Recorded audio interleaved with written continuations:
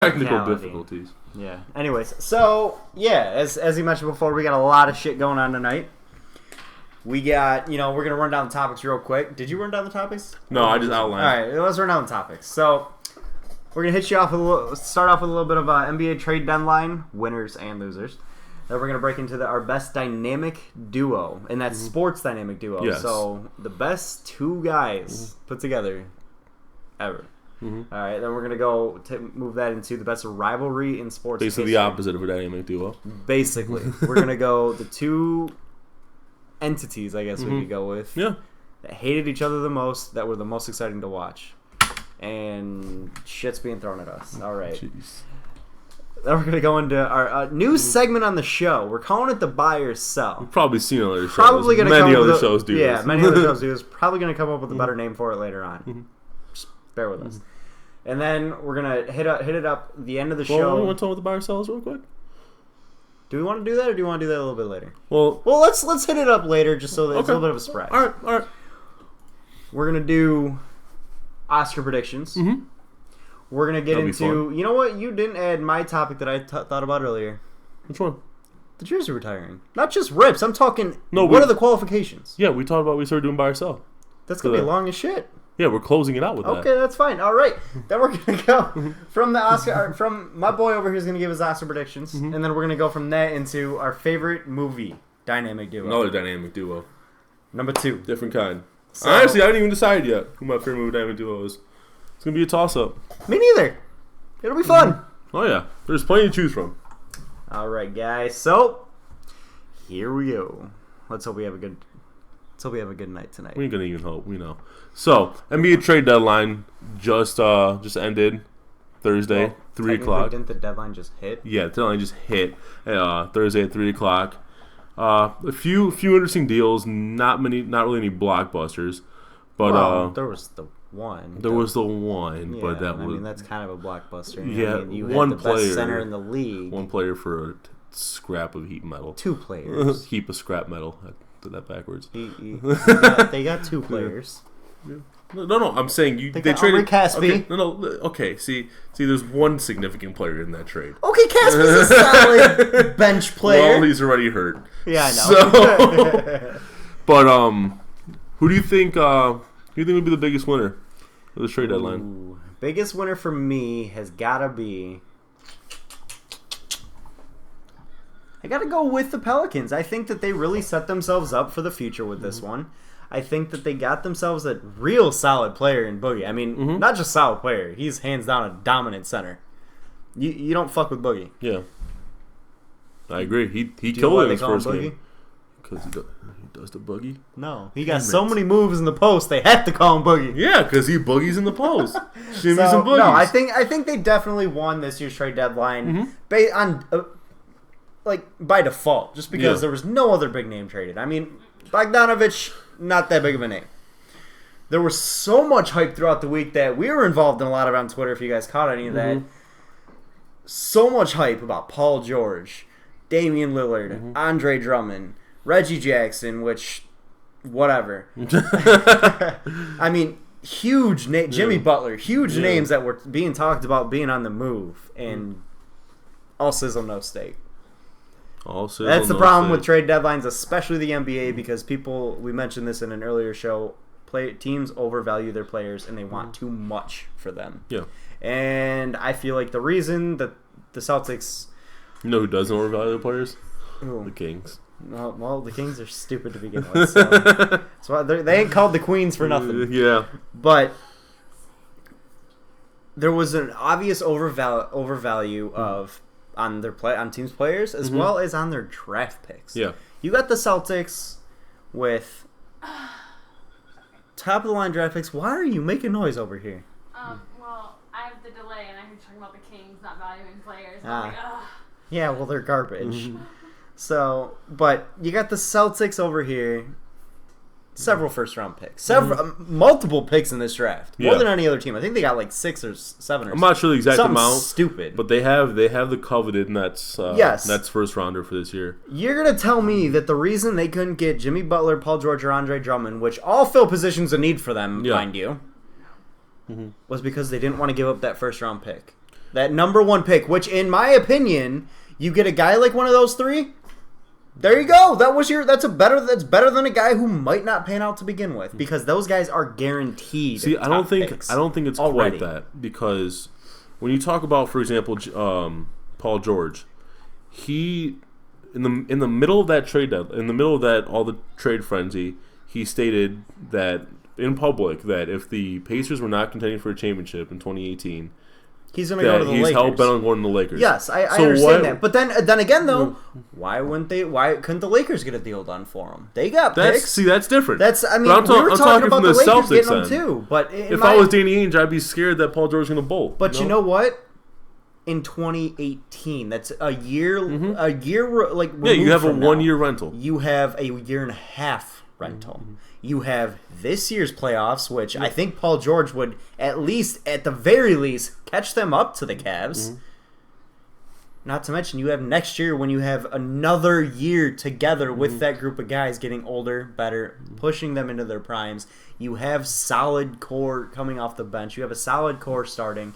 You have, in my opinion, the best team in the East at that point. Mm-hmm. Year and a half. What I can see is that they didn't want to give up. I bet you though. They didn't want to mortgage their future for a year and a half of Paul George. They have such a young core to begin with. How are they mortgaging their future? If they were to trade a myriad of they have another first-round draft pick here. Yeah, I understand completely. I understand, and I don't disagree with you. I'm just trying to play devil's advocate here and say that if what it took was for them to give a myriad of draft picks and one of their young budding stars, it's like, I think the only draft pick they needed to give up was that first-round pick. They can give up a Jay Crowder because Paul George plays the same position. Jay Crowder's not going to want to come off the bench. Well, you need to give up a couple people just to match contracts. Yeah, but you probably got to give up Jay Crowder and Amir Johnson, which at that point Paul George can play a 3 or a 4, and you still have your solid group of guys. You play Jaylen Brown at the 3, who's a budding star for them that they really like. I mean, there you go. There's your 5. You have a solid young core and a lot of talent that catches them up to the Cavs, no doubt, if not puts them past them. Mm-hmm. I think they win a 7-game series against the Cavs based on youth, talent, aggressiveness, and defense. I mean, that team would be very, very good if they had gotten a guy like a Paul George or a Jimmy Butler. But they didn't. And that is why they, and they alone, are my biggest loser of the draft. Because the Celtics, wow. They stood pat when they needed to make a move. They are 3 games, I believe, now behind the Cavaliers. They needed to make a move to put themselves that much closer, and they didn't. That is where I say that they are the biggest loser, because they were so close to making the move, but they overvalued a draft pick for next year, which may not be a guy that even starts for you. May not even be a guy that pans out for you, because look at so many first-round draft picks have not panned out. Number 1s, number 2s, number 3s. Look at Darko. Look at Anthony Bennett. Look at Greg Oden. All these Emeka Okafor. All these guys never panned out, and they were top picks. That is such a risk. That you want to talk about mortgaging your future? Paul George is a guy, at least, and I guarantee you, if they win a title, Paul George ain't leaving for the Lakers. You kidding me? You're going to leave a championship-winning team for a team that's in the garbage? No, that's what they would. Hell no. The pressure would be on at that point. Absolutely, and that's deserving. They would deserve to have the pressure. They got several. They would have several stars in that team. If that team didn't at least go to the finals and compete in a 7-game series against the obvious team from the West. I'm just saying, if I were the Celtics, I would have targeted Butler and Drummond more than George. I think they did. But I think they targeted George more than Drummond. I think Drummond was the one guy they targeted the least. We can't really say. Obviously, it's pure speculation. But my picks right here for winners and losers, I'm going a little different than you. I'm not going the Pelicans. I'm going the Raptors. I want the Raptors for the winner. The Raptors had a really good low. They had a low, very quiet, solid trade deadline. They made a lot of good moves. Picked up Serge Ibaka. That's obviously a great somebody pickup. Can plug in at the 4 right away, a position they need for them. Absolutely. You got now the twin towers of Serge Ibaka and Jonas Valanciunas together. That's insane. And that's real good. And on top of that, they traded away what's his name? Jared Sullinger. Played all of 11 games this season. Jared Sullinger's been another bust from the first round. And brought in PJ Tucker, a defensive stopper. Their wing defender that they've been coveting for a while now. So they definitely got positions of need for them. Absolutely a great deadline. They greatly improved. And all they get was a couple second-round picks and a couple bench players. I still got to say the Pelicans are my winners just because of the guy that they brought in. Yes, he can be a headache, But is he still going to be a headache when he's playing along, his best friend from college, in Anthony Davis? He's playing against a guy who, really the first guy in his career that he's played with that is a top talent. Rudy Gay, great player. Don't get me wrong. Not a top talent. Not a superstar. Yeah. He's a good, possibly great player. Yeah. Anthony Davis is a superstar. Hands down one of the best fours in the league, if not the best. Could be the best player in the league. And now you pair him up with DeMarcus Cousins, and that front court right there is going to dominate. If only they had a backcourt, they'd contend for a title, but they don't. Well, Drew Holiday, if Drew Holiday is your best guard, you're in trouble in your backcourt. I'm sorry. But I mean, he'd actually no. I would say who would you say is your losers then? My biggest loser is the Kings. I think it's an obvious choice. Not for me. Just see, the reason I don't say the Kings is because they're not relevant to begin with. Okay. You got to be relevant to be a loser. The Kings are not a relevant team. Yes, you can give away what you had. It's hard to make the Kings worse, and they made themselves worse. In my heart. In the future, does that really make them that worse, though? Buddy Hield could be the next Jimmy Butler. He could be the next star. I mean, he's trending that way. He's been great. Well, especially for them so far. The Kings thought Nick Stauskas was going to be a combination of Seth Curry and Klay Thompson. Okay, but Buddy Hield. See, the difference between and they just said Buddy Hield could be the next Steph Curry. I don't know if I trust him. Difference between Buddy Hield and Nick Stauskas is Nick Stauskas was wanted by one team. Buddy Hield is coveted by a lot of teams. Remember, you wanted the Pistons to draft that guy. But speaking of that trade, though, they did. Willie Cauley-Stein came out and had an amazing game. Absolutely, and you know what? It didn't surprise me because the guy showed flashes of success earlier in this year. So, I mean, it doesn't surprise me. Maybe they Obama Lizard, what's up, man? What's going on, Obama Lizard? Welcome back. DeMarcus Cousins and Anthony Davis are too good to be with the Pelicans. I agree. Oh, I completely agree with you. I think that team, if they had an actual backcourt... Take him to L.A. Oh, hell yeah. Which LA team? Because Lakers. There's already going to be a dynasty in the an old man's dynasty. I wasn't even a Lakers fan, and I'm already craving for the Lakers to be back. With Magic. Oh, we'll get into this later, but with Magic back, man, showtime, baby. Yeah. But still the Kings are, and then the Kings are the biggest loser because the other fact is when Vlade Divac admitted that he had a better offer 2 days ago.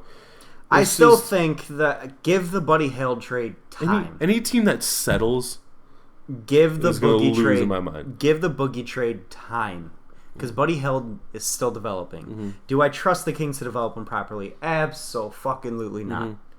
That's about. I trust them about as much as I trust the Pistons to develop talent, and trust me, I don't. But at the same time, the guy's got obvious talent. He's a young player that could be a budding star in this league. Give it time. The Celtics, on the other hand, which is why they're my loser, had a chance to bridge the gap between them and the Cavaliers. The Cavaliers were are still the obvious pick for the Eastern Conference title. Yeah. Granted, yes, agreed. I have said this. I do think the Celtics could beat them in 7.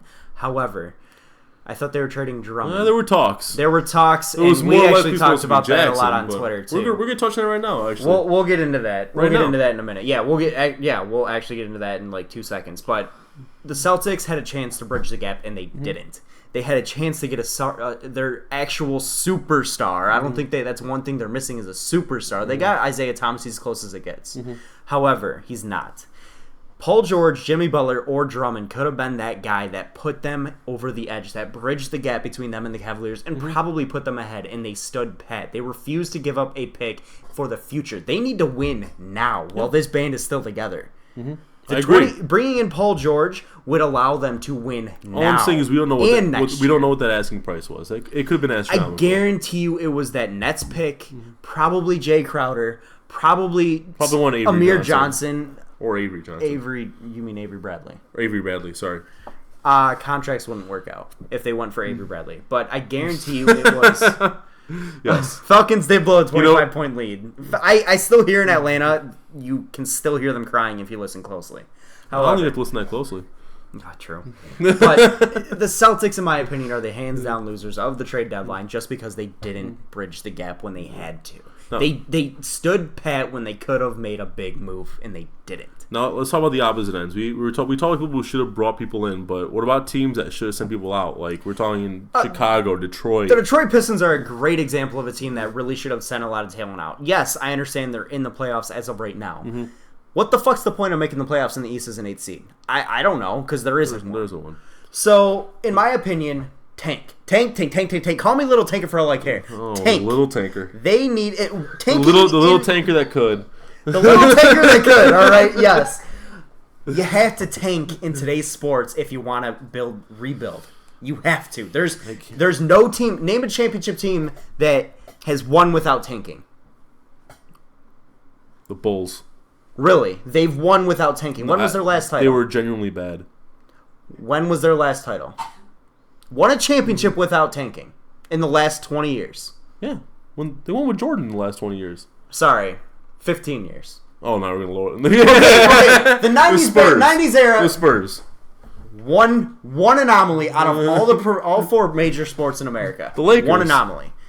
They rebuilt in a way. Kobe was the only. The Pistons didn't tank either. And have they won since? And yeah, yes, they did, Andrew. They were absolute garbage. They traded away their number one player. They were genuinely garbage. They tanked to get there. I don't think they tanked. They tanked to get there. The Pistons stole Boban from the Spurs. Up. Yeah, and you know what? They pay him $7 million a year to sit on the bench. So there's my frustration with that. I was hoping we were going to see some Boban after this deadline. I was hoping we were going to move Baines. That's what I was hoping was going to get moved. Who the hell's going to want Aaron Baines? He's a serviceable. What are you going to trade him? What are you going to trade him for? Who? For anyone who needs a serviceable backup center. Okay, can the guy catch up more than a 3-mile-an-hour pass? Right, he's got small hands.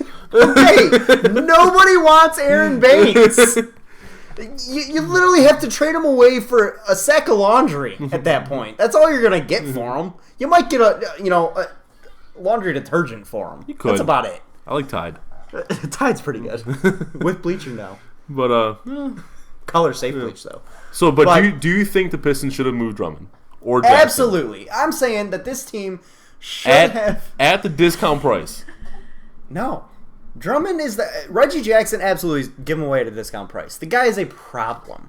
The guy is an attitude problem. He isn't performing, and now he's hardly playing. What the hell's the point of paying him? At this point, you can give him away for a ticket to go see Lego Batman. Yeah, well, you know what? I'd do it at this point. Because get him off my damn team. As for Drummond, no. I think he's young enough... It's not the type of guy you just give away. No, he's not. But at the same time, he's a guy you gotta worry about his attitude also. He's had attitude problems in the past. It's very true. We saw that last year. And we're seeing it this year again. He's a guy that you do have to worry about being a problem in your locker room if he gets upset. Mm-hmm. He's a guy that you do have to worry about dogging it on the court. Well, his attitude's not more. It's not a vocal attitude like Boogie. No, it's more of a sulking and dogging. Yeah, absolutely. He dogs it on the court. Mm-hmm. And so, do I give up a guy like that for a discount? No. The guy's athleticism and pure talent are second to none.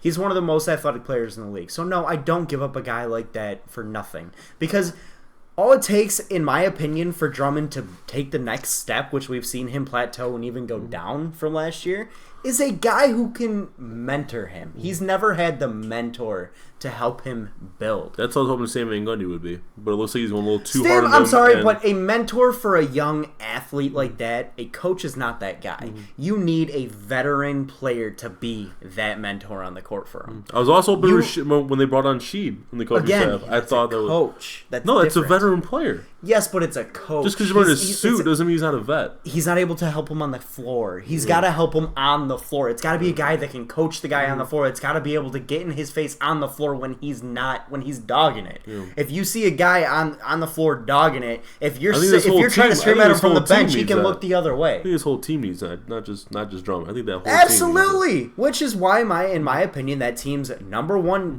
position of need is not a wing defender, is not a shooter, is not a point, is not a center. Presence. It's a veteran leader. Mm-hmm. That was my number one thing on the wish list for the Pistons in this offseason. They didn't get it, and that's one of my biggest problems with Stan Van Gundy right now.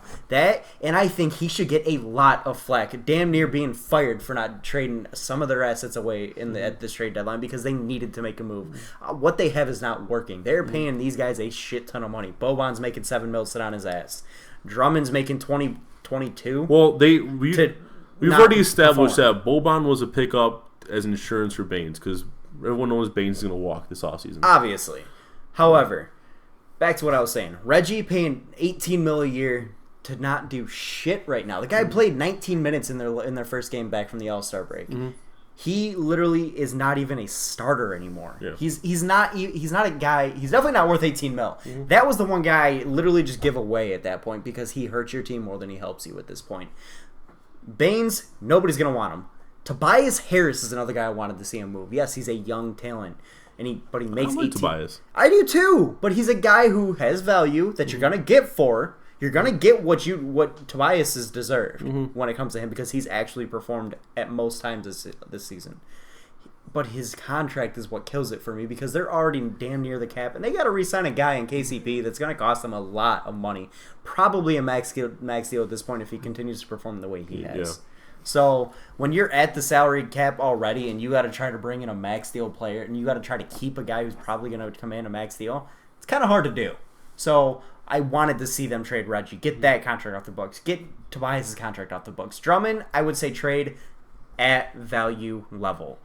The trade that we mentioned that was a completely off the cuff trade that I decided was going to happen on Twitter was Andre Drummond to the Celtics, Amir Johnson, the Nets' first round pick, and Jay Crowder to the Bulls, and Jimmy Butler coming to the Pistons, and the Pistons sent a pick to the Bulls also, which I would have loved to see. Because I would love to see that star presence for the Pistons that's a playmaker. Jimmy Butler's a playmaker.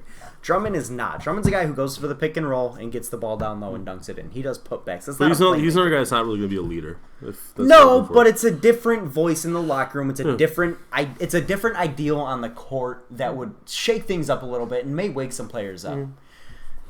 Obviously, what they have now is stale. So that's a team I really wanted to see make a move. Another team I wanted to see make a move was, again, the Bulls. Jimmy Butler doesn't want to be there. Yeah, he's going to walk. Jimmy Butler and the ownership hate each other. The front office and Jimmy Butler do not get along. That is a player that needed to go, and they would not get rid of him, and that's a big mistake on the Bulls because they could have gotten a lot of value for him. They honestly, in my opinion, could have gotten an Avery Bradley. Could have gotten a Nets first-round pick if the Celtics were smart. Could have sent him to L.A. because they're a team that's starving for talent right now and gotten quite a bit from them, too. And Obama Lizard, your Dallas squad, the Mavs, slick move, pick up Nerlens Noel. Oh, absolutely. That's a solid pickup right there. Nerlens Noel was way undervalued in Philly. Absolutely. So, but there's a lot of teams that I think could have made a lot of moves. Definitely, there were some good... It was, in my opinion, a vastly underwhelming trade deadline, especially in the last 24 hours, just because there was no big move made. Yeah. And you always come to expect a big move being made happen, a la, the baseball deadline. But didn't happen. And it let me down. It let all of Twitter down. But it was fun to be a part of the hype. I mean, I felt like I was part of the media. That was like a week before the deadline. So, but all in all, let's move on. That's the deadline. So we're gonna move on to in honor of Boogie and Boogie and Anthony Davis. I'm not buying this fire and ice shit. It's Boogie in the brow. It's Boogie in the brow. That's what it's got to be Boogie in the brow. Boogie in the brow. I like that. But we're going with who we think is, and you guys can chime in on this also. Please do. Is your best dynamic duo in sports history? There's a lot. There is a lot. I mean, you've got a lot of dynamic duos throughout sports history. I'm brainstorming like football, basketball. There's a lot out there. I mean, you could go, in my opinion, one of the greatest of all time.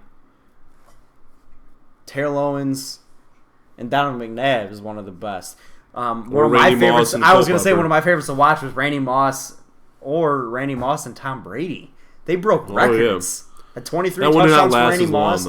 No, but they still broke several records. I mean, 23 touchdowns for Moss and 51 for Tom Brady. That's one of my personal criteria is how long they kept that up for. Yeah, but at the same time, they were dominant for the year that they did it. Well, who's your pick? Oh, man, that is so tough for me, but I got to go with Shaq and Kobe.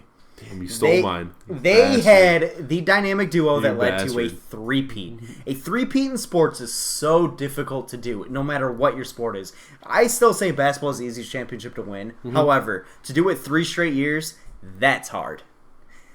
They did it together, and they were dominant during that era. They are my dynamic duo, no doubt. I mean, I struggled with it a little bit. I still had to. Every single time I compared someone else, it always came back to Shaq and Kobe. I'm gonna go Scotty and Jordan then. Okay. I mean, you can't, obviously sticking with the basketball route. Yeah, I got. That's where you'd see your dynamic duos exactly. in basketball. That's why. Absolutely. But I mean, what 6 championships together? They took over the NBA and like the Absolutely. whole '90s. They just took over. Absolutely. Everyone wanted to be like Scotty and Jordan. Everyone when you play 2-on-2, it was Scotty and Jordan when you're playing NBA Jam versus whoever the hell else wanted to lose. And it was always fun. But so yeah, just based on pedigree, based on winning, based on how well they got along. There was never a rift like Shaq and Kobe at the end. But that's definitely my dynamic duo. Honorable mention: Jody and Isaiah. All right, definitely a good pick. Also, I mean, Jody and Isaiah, they were the kryptonite to Pippen and Jordan. So I mean, they definitely did their shit. Another one, Kareem and Magic. That's another one you could throw out there. I mean, if you want to go all NBA route, there you go. But I mean, if you want to throw some other sports, you could look at Ted Lindsay and Gordie Howe. I mean, the production line, that whole line was amazing. Stevie Y and Brendan Shanahan for the Wings. Obviously, I'm going the Wings route, but Joe Sakic and Larry Foote for the Avalanche. I mean, there's tons of them out there for hockey. But then you got Sidney Crosby and Evgeny Malkin. I mean, there's another one. But for football, McNabb, Owens. You know, it would have been a beautiful dynamic duo if they'd stayed the same How team. am I forgetting his name? Who? What team? Cowboys. Troy Aikman. There Troy we go. Aikman and what's the fucking receiver that he played with? The Hall of Famer that talks shit on fucking. Yeah, Michael Irvin. Michael Irvin. That's right. It was Aikman and Irvin. Yeah. Chris Carter and Culpepper. I mean, or Randall Cunningham. Sorry, Chris Carter and Randall Cunningham. I mean, those two. And then you know who we should be talking about as dynamic duo that never really happened if only they stayed in the same team. T-Mac and Vince. Oh, that would have been. They would have been so much fun to watch in their prime. Absolutely. But Moss and Brady's another big one. Moss and Brady. And yeah, I gave a shout out to your Dallas Cowboys. I had to rip them a little bit by forgetting their names. But. Can we have some fun and throw Stafford and Calvin and they win shit together? Absolutely not. No, absolutely not. You can throw Calvin in there. That's about it. Oh man. Calvin and Nate Burleson. I'm just messing around now. Now you're just fucking trolling. Let's go the opposite end of the spectrum with this then. How about best rivalry? Okay, best rivalry. It could be teams, could be players. You could go. We saw rivalry end over the weekend. Shut up! Don't even fucking bring that shit up. That was so disappointing. Oh man. A rivalry and that rivalry never started.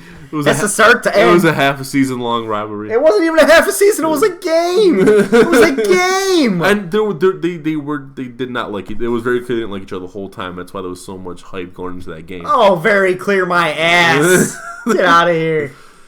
No, best rivalry. You gotta go.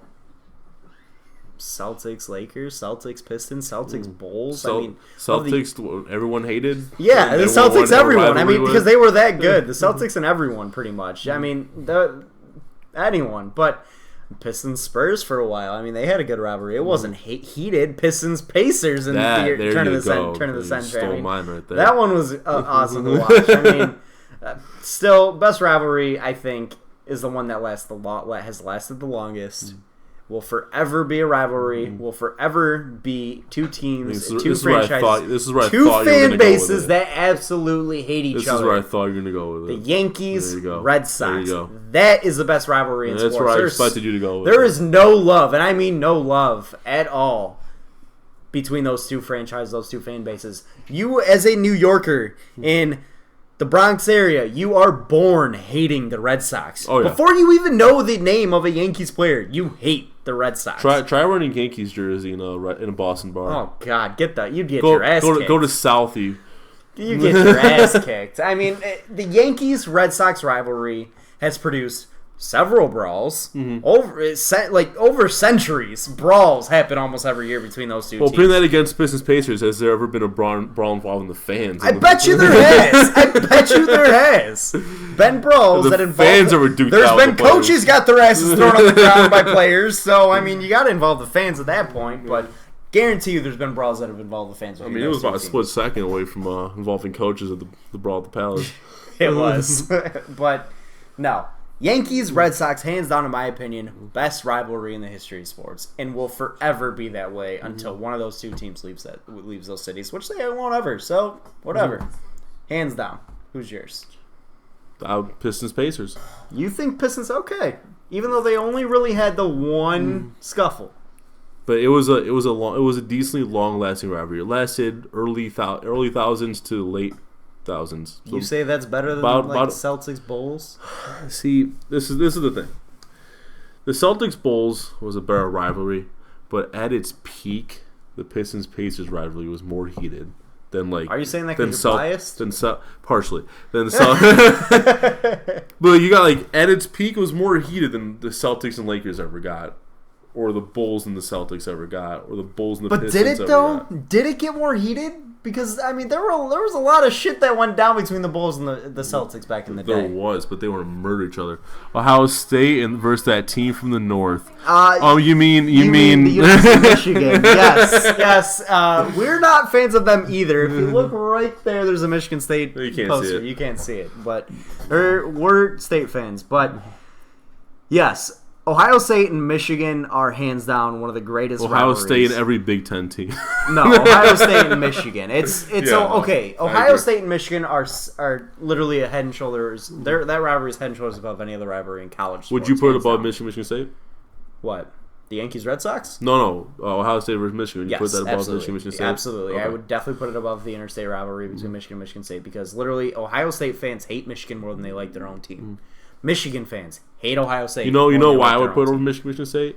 Maybe because the relevance between the two. In state, it's Michigan State might be the bigger rivalry, but outside of like nationwide, if you look at everyone pays more attention to Ohio State. If you look at every single rankings of the best rivalries in college sports and even all sports, Michigan Ohio State is one of the always top three. Oh, yeah. Hands down, deservedly so. Definitely. I mean, there's been brawls between those two teams. I mean, you want to talk about rivalries, you got to involve a brawl somewhere. So it's fan reporter more fan. I couldn't read it with that neon green. Yeah, welcome back, man. Welcome back, man. But definitely Ohio State, that team from the up north, Michigan. This is Michigan. Hi, I'm Dave Brandon. But yes, definitely that's a great rivalry. But I still gotta hand it to Yankees Red Sox. That is my greatest rivalry in sports. How about player rivalries? Best player rivalries, Jordan Bird. I'm gonna flip this one on you. Jordan Bird. I'm gonna go Shaq and Kobe. I like it. I'm spinning your dynamic duo into a rivalry. Okay, I like it. That definitely they had a rivalry. They genuinely hated each other. They did hate each other. They definitely. I mean, they probably still hate each other. But no, I still say it's Jordan Bird. Those two players hated each other with a passion, with a goddamn passion. Well, everyone wanted to be a rivalry, but the players who were reluctant to make it one was LeBron and Kobe. Everyone wanted so badly. I think one of those two players is so head and shoulders above when it comes to prestige level. It was never going to happen. Kobe is, when it comes to the prestige level, is so head and shoulders above LeBron when the two were relevant. Yeah. It was never close. LeBron had not won enough titles, had lost too many championships. It wasn't close. LeBron, extremely talented, not a winner. Kobe, winner. Wasn't even close. I agree. But, so that ends that one, right? Yeah, I'm ready to move on. All right, so we're gonna move on with this. We're gonna bring in a new segment. A new segment starting this week. We're gonna try to do this every single week. It's called our buy or sell. Probably gonna come up with a better name for it later. Maybe not. I like buy or sell. It's kind of bland, don't you think? It's kind of bland. Buy or sell. But so we're gonna pick like 3 to 6 topics. One of us is gonna say, "Do you buy or sell?" and we're gonna explain why. So basically, are you all for it? Or are you saying bullshit? And you guys feel free to chime in whether you buy or sell whether you buy or sell on it too. Number 1 on our buy or sell, the inaugural buy or sell. NBA All-Star Weekend. Are you buying or selling that bitch? I am buying at a discounted price. You are such a pansy. I am. You are such a fucking pansy. Buy or sell, my friend. I am buying. That's what I'm saying. I'm buying, but I'm saying it could be better. No, on the fence bullshit. You're paying full price. You're not getting shit. I'm saying I'm buying at full price. Yeah. No, I'm not saying it should be discounted for me to buy. I'm saying I'm buying at the discounted price it's at right now. But it's not a discount price. Full price or no price. It's a buy. I keep saying it's a buy. So you're buying. Yeah. Well, you know what? I'm fucking selling. I hated it. Well, and I'll get into it. Why? I'm talking about NBA All-Star Weekend in general. The reason I'm buying is because, yes, the competitive nature of it has kind of, as far as the All-Star Game is concerned, the competitive nature has kind of gone out the window. Defense has gone out the window. Defense has gone out the window. Defense is not just out the window. Defense is crumpled up, down the shitter, up through the pipes, in the ocean, found Nemo, out through the fucking East Australian current, back to fucking... Found Nemo. That's a new one. That shit is so out the goddamn window, in the trash, in the dumpster, in the compactor. What the hell is defense in the All-Star Game, my friend? That is not a word that exists. Here's the thing, though. Out the window, understatement of the goddamn century. Here's the thing. You cannot tell me this shit's still not entertaining as hell. No! It is fully entertaining. You know why All-Star Weekend wasn't entertaining? Because the best dunks, the best three-point contest was in the actual game. That's bad. No, okay. The All-Star Saturday Night, it has been entertaining. This year was a down year for All-Star Saturday Night, but I am selling this so hard, I may as well just fucking give it away for free. As a whole, I still buy NBA All-Star Saturday Night. Because why? It's why I said discounted price. It was down this year. But you can't do discounted prices on the I'm not asking for a discounted price. I'm saying in and of itself, it has been discounted. But yeah, it's as a whole, I still buy NBA All-Star Saturday Night because what is better than the dunk contest when that thing is on?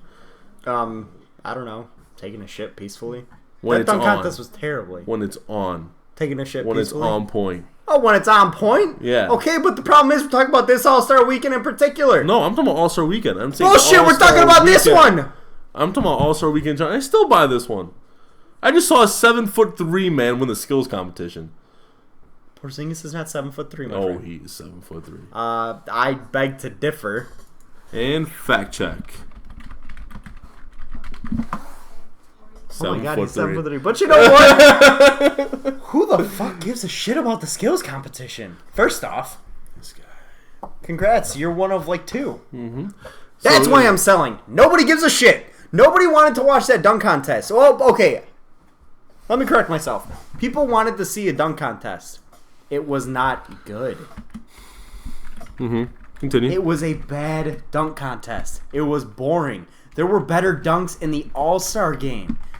I understand the ratings are probably high because it's an All-Star Weekend. Since 2013. Yeah, okay, since 2013, there's literally been talk about canceling All-Star Weekend since then. It's gotten that bad.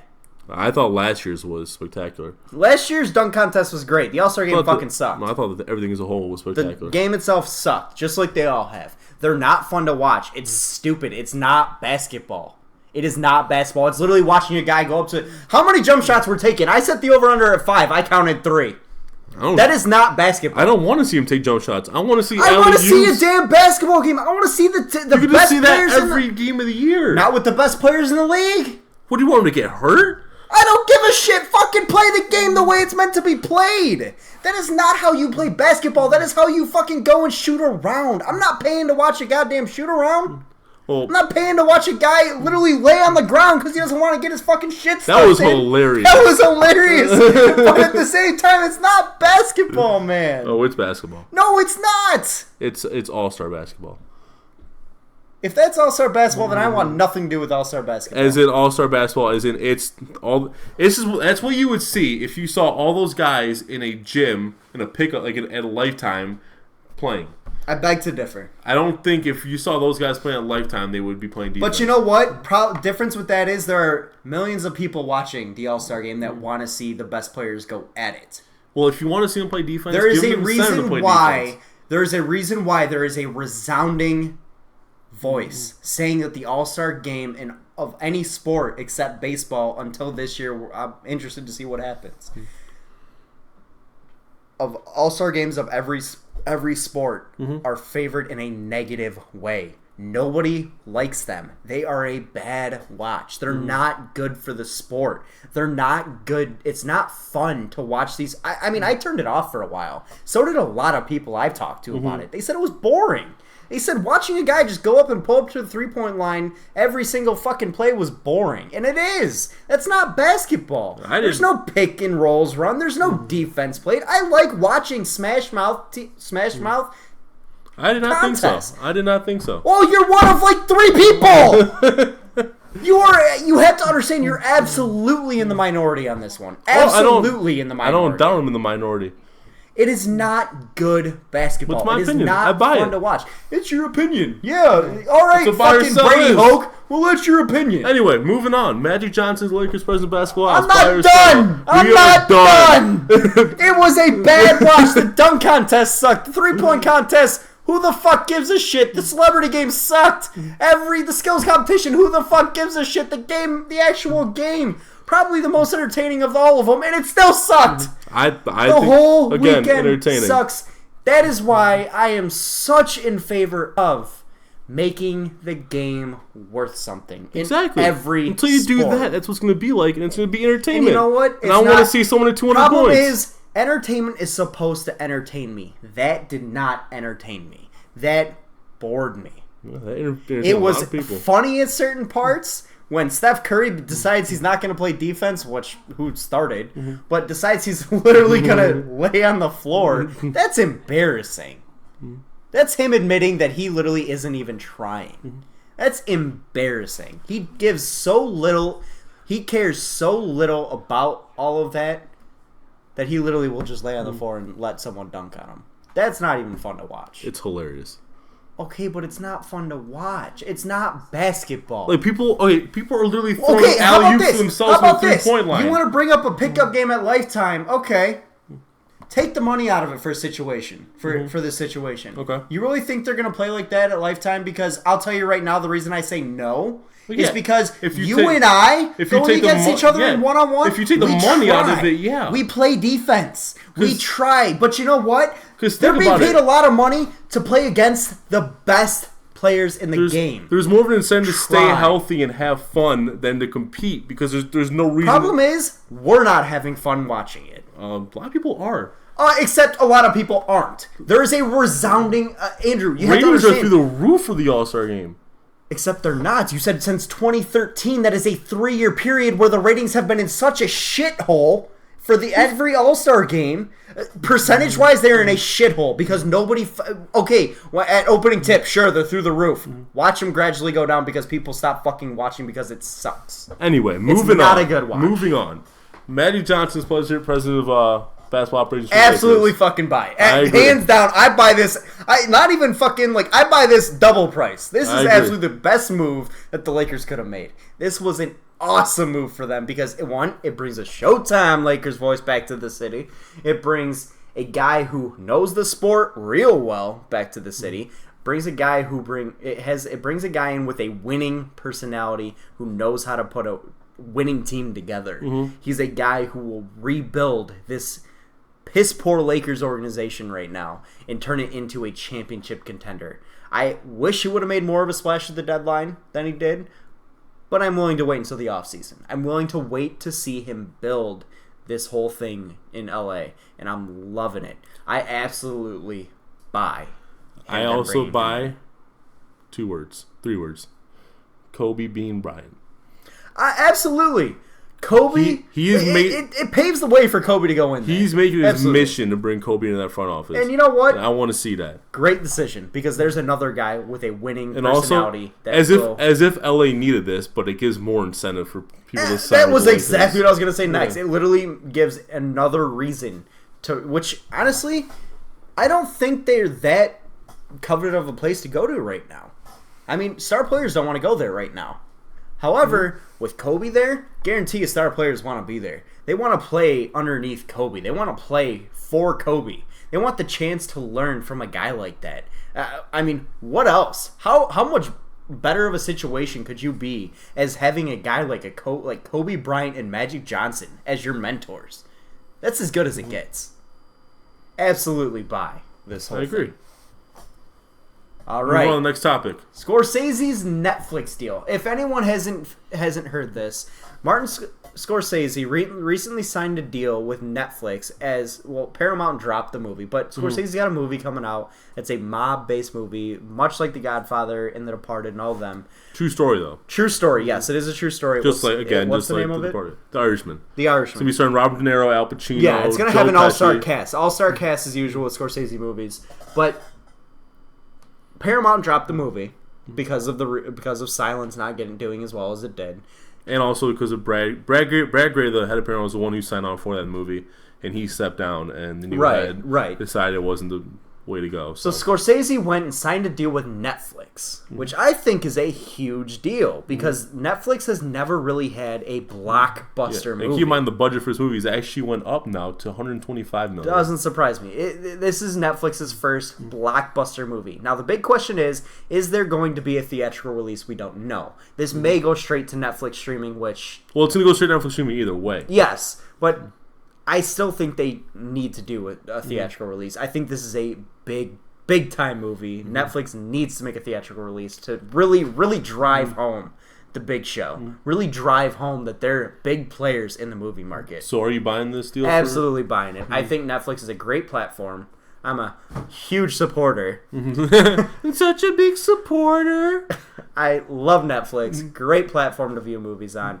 And for them to even get involved in blockbuster releases like this makes it even bigger. Definitely buy. I absolutely buy because if this is successful, because what happened with Silence it's so unfortunate because that is a fantastic movie, a critically acclaimed movie that did not get the attention that it deserved, and it did not get the release. It was released. It had a limited release. And if it had gotten, I feel like if it had gotten a wide release and if it got the attention it deserved, we could have been talking about, we should be talking right now about Silence for Best Picture. But instead, we're seeing Silence get snubbed in a lot of categories. And so I see where Scorsese's going with this. Because you're going to reach a wider audience with Netflix. Absolutely. You're going to get a bigger exposure. So I see where he's going with this. And I absolutely buy, because if this pans out, this could pave the way for a whole new way of watching movies. I mean, it could pave a whole new way for filmmakers to distribute their movies. Absolutely. I mean, you could start seeing, big time Oscar award winning movies go straight to Netflix or go straight to Hulu or Amazon Prime. You could end up seeing stuff like that, which, in my opinion, it's a great idea. It's a great way to, one, purely on a business standpoint, bring in extra revenue, because not everybody likes going to the movies but loves watching movies. Well, now you don't have to. Exactly. So, and it also, in my opinion, and what I think is going to happen, allows for services like Netflix, Amazon Prime, and Hulu, mostly Netflix and Amazon Prime, though, to have a different form of their streaming service where you are paying for those movies to watch them. Instead of just allowing... That's a great idea. Instead of allowing people... I was going to say just up their subscription, but... No. Have people pay price. Like an on-demand type movie to see these movies. I mean, they're... Oh, that's an alarm on my phone. Not even sure why it's going off. But they have an opportunity to have people pay for these movies. I mean, sure, it's not going to be a $10 movie ticket, but $4 or $5. You imagine how many people are watching it at that point? People paying $4 or $5 to watch a movie in the comfort of their home on your service that they already pay for. You double dip it on that shit. You're making even more revenue. Absolutely. I'd pay $4 or $5 opens to the see door this for them movie. to do something like that. I'd pay $4 or $5 to see this movie. Absolutely. Hell yeah. And I guarantee you, with other blockbusters, I'd do the same thing. Yeah. So I think we both buy on that one. Absolutely. Next one. Jay Cutler announced this week that he's considering retirement from the NFL. Do you see Jay Cutler honestly retiring this? I wouldn't say this early, but this. I'm selling. I'm going to sell on this, and the reason is because I do think Jay Cutler's a guy who still has something left in the tank. Yes, he's got health problems. Yes, he's not a very good quarterback. See, I beg to differ. He's a decent quarterback. He's a good He's quarterback. a middle-of-the-road quarterback. When he has a team... This year, he was a terrible quarterback. Yes. But at the same time, look at the rift that's between he and Chicago. With a team around Jay Cutler, he's proven he can be successful. A change of scenery is something that I think will do wonders for a guy like this. Is it a little too late? Yes. I don't think he's going to be as good as he could have been. He got put into a shit situation, and it's only gotten worse. I think still he has something left in the tank for at least a few years. Put him in the right spot, and I think he could shine. Absolutely. I'm selling that he's going to consider retirement because I think he still has an opportunity. I'm selling because I was initially going to buy on this. But then when I thought more about it, because the reason I was going to buy on him considering retirement is because I don't see a spot for him in the Bears anymore. And I feel like no other team's going to want him. But then I realized there's teams with some really bad quarterbacks out there. There's a lot of teams that need So a quarterback. I feel like if someone... Jay Cutler's a proven quarterback. Yeah, so Granted, I don't like Jay Cutler. I think he's a huge douchebag. But he's still a solid quarterback, better than what's out there for a lot of these teams. I'm saying, so if someone were to, if one of the lesser teams were to give him a chance, if like Cleveland Browns, for example, absolutely sign Jay Cutler, I'm sure that he would at least go one more year, at least with the Browns. So I'm gonna sell on their whole Jay Cutler retirement thing.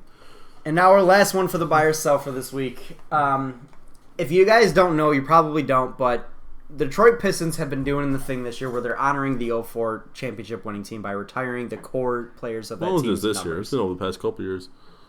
Has it really been that long? God, I'm getting old. But they're retiring the numbers of those players, of the core of those players, 3 in particular, from that team. And, I mean, they've already done Ben Wallace's. They already did Chauncey's. Chauncey! The Chauncey family. But now, as of Sunday will be the day, they're retiring Richard Hamilton's number. And are you buying or selling them retiring his number? If you take the criteria the Pistons set for retiring a number, I'd buy. But looking at the rest of the league, I say sell. And here's why. I think the Pistons have retired way too many numbers. Nothing against those players, but I agree with that, no doubt. But for example, with the 04, well, they retired a bench players with the 04 Pistons, I agree with retiring Ben Wallace. I feel like you have to retire Ben Wallace. I think he's a borderline Hall of Famer. That was a dominant defensive player for years. I mean, how many defensive player of the year awards did he win? And then Chauncey's arguable. He was the leader of that team. He won Finals MVP, so you have a valid argument for retiring Chauncey's number. A lot of people were against it. I was for retiring Chauncey. I think Rip is where I draw the line. I think you're retiring too many people from that one team at that point, just like they did with the Bad Boys. I mean, the Bad Boys again also had talent across the board in that starting lineup, but they retired Isaiah, Joe D, Bill Laimbeer, Rodman, Vinnie Johnson. Am I missing anybody? Dave Bing. That wasn't Bad Boys. Oh, Bad Boys there. No, but I just feel like Chuck Daly.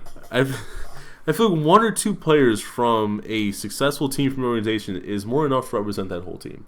Absolutely. So I think Rib is where I would draw the line there. So you're selling. I'm selling. I'm going to disagree. I'm going to buy. Okay. And up until today, I was a seller. And the reason was because I've always been, up until today, I was a seller. And the reason I was a seller was because I am one of those people that has a very, very strict guidelines for retiring a player's number. I think, the way that I feel that Detroit Red Wings do it is probably the best way to do it. And that is, you play your whole career with the team. You don't leave for money. You win multiple championships, and you're dominant the rest of the time. And not to mention you're a borderline Hall of Fame player there while you're there. Yeah. So, I mean, that criteria alone, the way the Red Wings do it is, 1, very cutthroat. 2, it makes it so you're not filling your rafters with random numbers. You leave numbers for players to come in. And 3, I mean, it's a very good guideline. However, the reason I'm buying is because you're forgetting the statistic about Richard Hamilton that most people don't realize. Did you know that he is the number 1 point scorer in Detroit Pistons history in the playoffs? He has more points than anyone in the playoffs. I did not know that. I thought it was Chauncey. He has more field goals than anyone in the playoffs. He has more games played than any Piston in the playoffs. I believe. I think I heard that set this morning. Wait, but I can guarantee you. Like wait, you know what? Because Chauncey and Ben both up before he did. Yes. Okay. He is the number 1 scorer in playoff history for the Pistons. No one else can say that, obviously. Not to mention, he also was kind of the guy that started the band. He was the first one to get there, a la the Grant Hill trade. Yeah. Or the Jerry Stackhouse trade, sorry. Oh, Ben Wallace was, actually. Ben was, but he was the second one there. Yeah. And the two of them kind of started the band. Mm-hmm. So, with that being said, not to mention that, but you got to gauge the fan base and the impact that they made on the city. When he was there, and when the rest of that team was there and performing the way they were the heart and soul of this city. The Detroit Pistons, the Going to Work crew, was the heart and soul of the fan base. They were the mentality that this city brought out. They were rough, they were tough, and every single Piston every single Piston fan lived and died for that team. They were huge in the community. They were huge in the fan base, and they brought a mentality to the city of Detroit that was needed, and they brought an uplifting situation to a downtrodden city. That alone, in my opinion, based on the statistics, based on that, you got to gauge it by the city. That is why I'm buying him having his jersey retired, right. And that is actually why we're gonna. I have two quick questions for you. Yeah. First, so would you say to retire him over Chauncey then? Or no, absolutely not. Second, I think Chauncey was just a better performer. I think, in my opinion, at most you retire 2 to 3 guys from a team, unless you got a situation like the Warriors where you got borderline 4 Hall of Famers. That's different. Second, if it was a team on the Pistons that hadn't set the bar so low for you, New Jersey retired, would you still retire Rip's jersey, or is the bar being low a factor? The bar being low definitely is a factor. I think I still retire it because it's still the situation of what impact they had on the city and what impact they had on the fan base. Is Rip where you draw the line? Absolutely. Okay. I don't go any further than that. I don't think Rasheed was there long enough, and Tayshaun does not deserve it in any way. Mm-hmm. And neither does any of the bench. Mm-hmm. But, so with that being said, what would you say is your criteria for, what do you think is the requirements to have your jersey retired? A crucial part of winning a championship. Just one?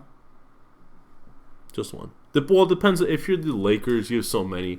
But for most teams, just one. I would disagree with you and say it needs to be at least 2. The one exception, and that's because of the impact with the fan base, was that Detroit Pistons. Well, they went to 2 finals, and they went to numerous conference finals. But I think you need to win more than one to be even considered in that situation to have your jersey retired.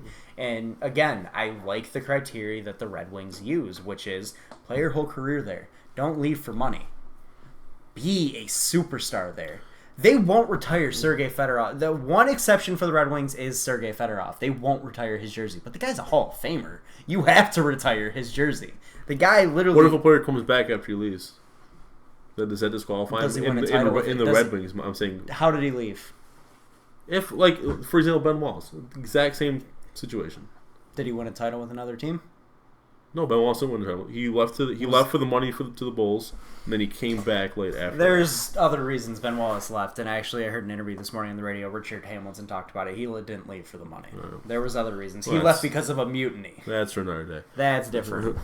But no, the way that the Red Wings do it, I think, is the absolute best way to do it. However, there are other situations that I will allow, much like the Pistons. Absolutely. However, the Heat retiring LeBron James' number is a joke. You mean Michael Jordan? Michael Jordan's, but they're going to retire LeBron's too. Are they? Yes, absolutely. That's still a joke. He doesn't deserve it either. He did win them 2 championships. Who cares? The guy left as soon as he could. Yeah, that's true. And he lost 3. Anyway, so moving on. As you guys know, it's Oscar weekend. It is Oscar weekend. It's Oscar weekend. We didn't talk about any Oscars at any point leading up to this, so we're just gonna give our predictions now. So we're gonna break down just some of the categories. We're not gonna go through all of them. I ask you your predictions because I'm not really up in tune with the Oscars. Fine too. That is fine too. So then what I'll do, I'll say who I think is gonna win in said category. I'll say who I think should win in said category, who, like, in my opinion, should win. Mm-hmm. And then if I feel there's a snub somewhere, I'll point it out. Okay, so let's start with Best Picture. For the nominees, we've got... Arrival. We have Fences, Hacksaw Ridge, Hell or High Water, Hidden Figures, La La Land, Lion, Manchester by the Sea, and Moonlight. See, I don't even know half those movies. Really? Yes. I'm surprised. I don't know Moonlight, Manchester by the Sea, Lion, or Hidden Figures, or Hell. I have heard of Hell or High Water. That's a great movie. Manchester by the Sea won. Manchester by the Sea won Best Picture for Golden Globes, Anyway, I don't know what that is. So for these, or Fences, really. Never even heard of that. I think La La Land's gonna ride the hype wave, and I think it's. I do know what Hidden Figures is. Never mind. And it's gonna. I think La La Land will take home that the Best Picture award. I do think it's going to. I don't think it deserves it though. Really? Okay. Now, I'm gonna actually agree with you here because my pick for Best Picture, and this is gonna be an unpopular pick. I think it should be Hacksaw Ridge. I don't. What do you say? I don't really know I have a pick, but I don't think Hacksaw Ridge was an award-winning movie. It was a great movie, but it's not even the best war movie. And I think you could throw a line in there too. Hacksaw Ridge was not even the best war movie in my opinion. To come out this year? To come out this year, sure. Yeah, that's a genre that's not really critically acclaimed for awards. Saving Private Ryan. Okay, that's one. Yeah, exactly. And they're saying it's the best one since then. That's one. Yeah. That's all you need. That's one award-winning war movie. So then who do you think should win? What? I really don't know if I have a pick. Okay. I'm just saying that Hacksaw Ridge, yes, it deserves a nomination. No, it does not deserve to win. I think it's one of those movies that near the top, not quite there. Mm-hmm. Okay. Moving on to best. We're gonna do best director. Best director. So nominees are Denis Villeneuve for Arrival. We got Mel Gibson for Hacksaw Ridge, Damien Chazelle for La La Land, Kenneth Lonergan for Manchester by the Sea, and Barry Jenkins for Moonlight. Now, I always get confused with this award just because if the movie wins Best Picture, don't you kind of got to give it Best Director to the director? Well, see, many different factors other than directing. I understand there's many other factors, but in 98% of cases, because for example, I would say this line, the reason I did say Hacksaw Ridge for Best Picture is because you think Mel Gibson's Best Director. I actually do agree with you there. I do think he deserves Best Director. I want to see him win it, but I honestly think Denis Villeneuve is going to take home Best Director. Well, I think should take home Best Director for Arrival. That movie was almost a masterpiece. It was a very good movie, and it was very different from most alien movies. It was like watching a painting unfold. Yeah. Like, I'll agree with you there. So I think he should win. I think he will win. Denis Villeneuve. All right, then let's move on to Best Actor. But Mel Gibson, I wouldn't mind. I would like to see win. But let's move on to Best Actor. Best Who Actor. Would you say? Who do we got? So we got Casey Affleck from Manchester by the Sea. Already won the Golden Globe for Best Actor. We have Andrew Garfield for Hacksaw Ridge. Why can't I picture that movie? Who Manchester by the Sea? Yeah. I mean, not many people saw it. Okay. But then how the fuck does it win Best Picture? It doesn't have to be seen by many people. I mean, silent. Okay. See, that's what I had. That's my biggest issue with the Oscars. Why are these movies winning these awards when people don't even want to go see them? Because Oscar movies aren't necessarily the most popular movies. So they're the fucking snooty shit. That's all that I've always pictured them as. They're the snooty shit that nobody gives a shit about. Ryan Gosling for La La Land, Viggo Mortensen for Captain Fantastic, and Denzel Washington for Fences. I think this one will go to Casey Affleck. I think it should go to Andrew Garfield, and here's why. Not only did I think Andrew Garfield had an Oscar-winning performance for Hacksaw Ridge, I think if it weren't for the... just really like that movie. No, if it weren't for the Oscar rules, he could have been nominated twice. He should have been nominated for Silence. It's literally, you could have tossed either one of those up there, and he's the only one in that list that I think gave 2 Oscar-worthy performances in 1 year. But just because he gave 2 Oscar-winning performances doesn't mean he deserves to win it for one I think he had a better performance than Ryan Gosling in La La Land. Hacksaw Ridge. Sorry. No, right. Yes. Okay. Remember, you can't include Hacksaw Ridge. Okay, but you can't include how he performed in Silence in any of this. So throw that opinion out of the water because that has no bearing on I never said for Silence.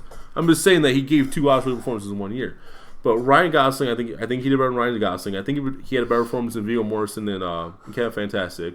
So his only two I think his only 2 people competition is Casey Affleck and Denzel Washington. I think Casey Affleck will beat him out. I don't think he should, and I think he gave a better performance than Denzel Washington. Denzel Washington gave a great performance in Fences. He directed that movie as well. But it's hard to do. You know. So I think it's going to go to Casey Affleck, but I think it should go to Andrew Garfield. What about Best Actress? Best Actress. Women. We got the ladies. Isabella Huppert for Elle, and I'll be honest, I have no idea what that movie is. I don't know who she is. So I'm Ruth Negga for Loving, again, our movie I'm not familiar with. But We got Natalie Portman for Jackie, Emma Stone for La La Land, and Meryl Streep for Florence Foster Jenkins. I think Emma Stone wins this one. You think Emma Stone wins this one? Do. Here's what I think. One, I agree with you. I think Emma Stone takes this one home. Two, I think Amy Adams should be the best actor winner, and she's not even nominated. I think she should have won that for Arrival. So yeah, that's my thoughts on best actress. Not much to talk about that. Amy Adams did it. That movie was good to watch. That movie was a good watch. Absolutely. And here are the fun ones. All right.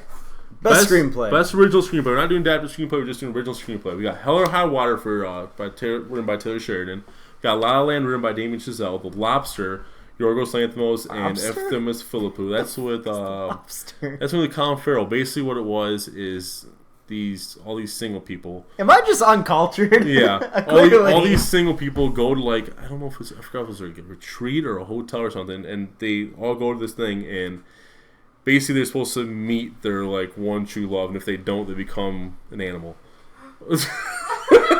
That sounds like how is that nominated for a good movie? An animal of their choosing. And how is that nominated? How does that? Animal you want? Yeah. How does that make the cut?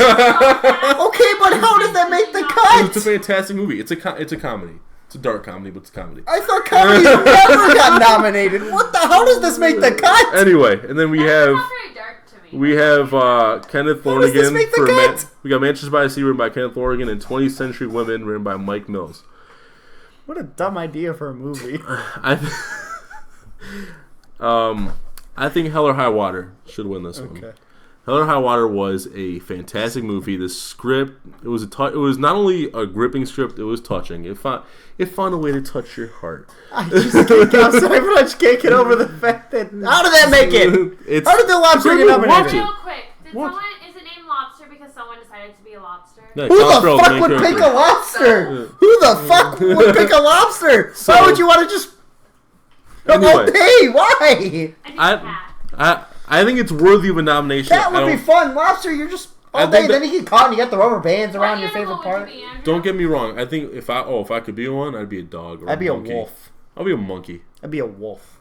I'd kill you and eat. But I think Lobster is worthy of a nomination. Don't think it's worthy of a win. Or a lion. I think it should be Hell or High Water. But again, I feel like all the hype surrounding La La Land, it's a throwback to the old Hollywood musicals of the 50s and 60s. I think Hollywood's going to reward itself here. And how the fuck does that get paid? I'm sorry. It's a great movie. I can't get over it. Okay, but it's a shit idea. All right, moving on. Best animated feature film. This is a fun one. We have Kubo and the Two Strings, Moana, My Life as a Zucchini, The Red Turtle, and Zootopia. Not only am I uncultured, I apparently don't like cartoons either because I have seen zero of those movies. So, Zootopia. I think Zootopia will win and should win. My dark horse in this one is Kubo and the Two Strings. That is a. Have you seen this movie? Because I haven't. I've never even heard of it. What the fuck are these movies? It's a Japanese movie. Yeah. It's. Why are they nominated for the Oscars? Because it's a fantastic movie. It's also. But this is the Oscars. Are they not American? The Japanese. I could be wrong. Japanese filmmakers, Japanese animated filmmakers, have a tendency to make movies that reach inside your soul. Yes. I thought the Oscars were supposed to be. I thought the Oscars. Okay, hold up a sec. Wasn't there a huge thing with the Oscars last year where it was the white thing that only the white actors win? Wasn't that? The Oscars So White. Yeah, that was last. Yeah. How are there Japanese movies in it then? Not saying it's a bad movie. I've never seen it. Oh, it could be fantastic. There's always one of those movies. But if it's supposed to be the white thing. How is there? Supposed to be. Okay, but that's what people are saying. People were mad. Okay, no. One person was mad. Lots of people. A few people. Anyway, a few. You know what? I'm mad that the lobster made the cut. I'm gonna go just short of saying Kubo and the Two Strings should win. I still think Zootopia should win, but I won't be upset if Kubo wins. I think it is also deserving. But finally, best original song for motion picture. And those nominees are Audition, Fool's Dream from La La Land, Can't Stop the Feeling from Trolls from Justin Timberlake, City of Stars from La La Land, The Empty Chair, Jim and the James Foley Story. I'm not familiar with that one, and How Far I'll Go from Moana. Who's your pick? Here's my thoughts on this. One, I'm disappointed that Nothing from Sing Street was nominated. That was a musical that came out earlier this year, I believe in March. And fantastic movie with fantastic songs. I never saw it. I would have loved to see To Find You nominated from that movie, or Drive Like You Stole It. Those are two fantastic songs that should have been nominated, probably over Can't Stop the Feeling for one. Okay. Who? But from this list, what song I think will win? Probably Audition. What do I think should win? I won't. Audition's a fantastic song. I will not get mad if it wins, but I have a soft spot for Disney, and I would like to see how far I'll go win that. I have a soft spot too. Just I want that one to win just because I love Disney. So that rounds up our little Oscar picks. So but we have another movie talk for you guys too. Twofer. We have a two for today. So we earlier in the show we talked about dynamic duos in sports, but now switch it up. Let's go movies. Switch it up. Let's go movies. Who's your movie dynamic duo? Who is the duo that you say was the best movie? So I was between a few. Timon and Pumbaa. I was between a few, but the one that entertains me, that I almost idolized, I want to say Martin Lawrence and Will Smith in Bad Boys. How's my pick? Really? Yeah. Oh. I love them. I love them. And we might see them return to the big screen in the next years. I think next year. Are they actually signed on for it though? I've heard that Bad Boys 3 was coming out. I didn't know if they were signed on. It's gonna be called Bad Boys for Life. But yeah, I can't wait to see them back in the big screen together. That's gonna be a fantastic. I hope it's gonna be a fantastic movie. Are they too old? Are they too old? No, hell no. You don't think so? No. To do a movie like Bad Boys though? No. No. I mean, look, you had Harrison Ford doing Indiana Jones not too long ago. Okay, but he looked a little small. Okay, fine. I'll let you have Bad Boys. I can take another one if you want. I mean, I'll throw out some other ones. Timon and Pumbaa. That's a fun one. They're fun to watch. Timon and Pumbaa. Timon, not Simone. I said Timon. Oh, I thought you said Simone. I got so mad. But you have to throw in Buzz and Woody.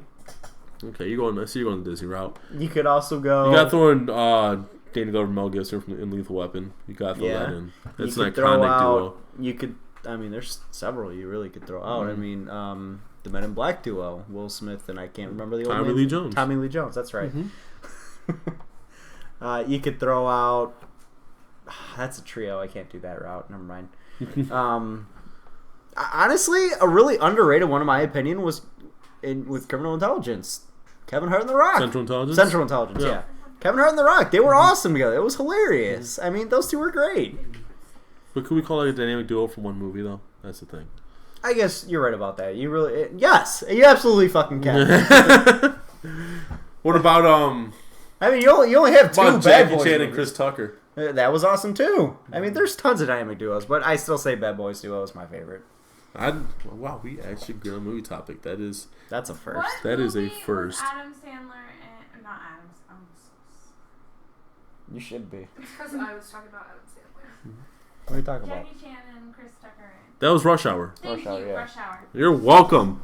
Granted, not very, Rush Hour. Not that great of a movie. Not that great of a I movie. loved Rush Hour. All of them. You have a problem. But no, Bad Boys is definitely my dynamic duo. I mean, Will Smith and Martin Lawrence were awesome.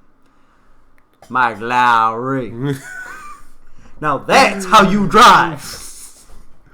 Oh man, you know who I would love to throw. I'm Mike Lowry. You know who I'd love to throw in if we're doing single movies? Who? Robert Downey Jr. and Zach Galifianakis from Due Date. I wasn't a big fan of that They were movie. entertaining. I was not that big of a fan. Really? Of that movie. Yeah, I really wasn't. Really? I was a huge fan. Wait, of maybe I'm thinking. Hold on. I might be thinking of a different movie. It was another Zach Galifianakis movie. Hold on. I'm thinking of the right movie. Zach. You haven't done anything to do with Flappy? Yeah. Who? Adam 7 Drew Barrymore. Oh my god. Seriously, man. Yeah, Due Date. That was the one I was thinking of. I don't know if they were that great in that movie. I don't know if I like that. How about best movie Rivalry? Movie Rivalry? Friends with Benefits and all those other movies about the same thing. You mean like You every gotta- rom-com ever? You gotta go Batman the Joker from Dark Knight, and I will argue you on anything else you try to say. Yeah, Batman the Joker, hands down, the best rivalry. Oh, like rival. I'm sorry. I thought you were talking about movies that like. Oh. No. Yeah, I think Batman Joker wins best movie. Or Simba and Scar. Mufasa and Scar. Well, Mufasa killed Scar. Scar won. No. Try I again. mean, sorry, Scar killed Mufasa. Try again. First Simone, now Mufasa kills Scar. I never said Simone. That was Sir, all have you watched The Lion King? Oh, I love The Lion King. I'm gonna be a mighty king. Best rivalry? Will Ferrell and Zach Galifianakis. That's a good one. Oh man, the campaign. What a movie. Oh, that movie was awesome. What a movie. Yeah. So, Yeah. I think that's all we got for you guys tonight. Thanks again for coming out. Hope you guys had a good time. We did. Oh, we sure as hell got had a good time. a little crazy tonight. This man didn't want to let buy or sell go. He just kept No, going. that pissed me off.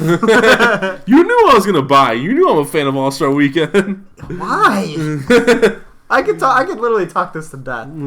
Why? Anyway. Thanks again, guys, for coming out. Feel free to hit the follow button. See us. We do weekly shows. Usually about 2 a week. We have more fun Saturday night shows. Sit down, have a few drinks. So we'll probably be back tomorrow Yeah, night. encourage you guys to have a drink with us. Just don't drive home tomorrow.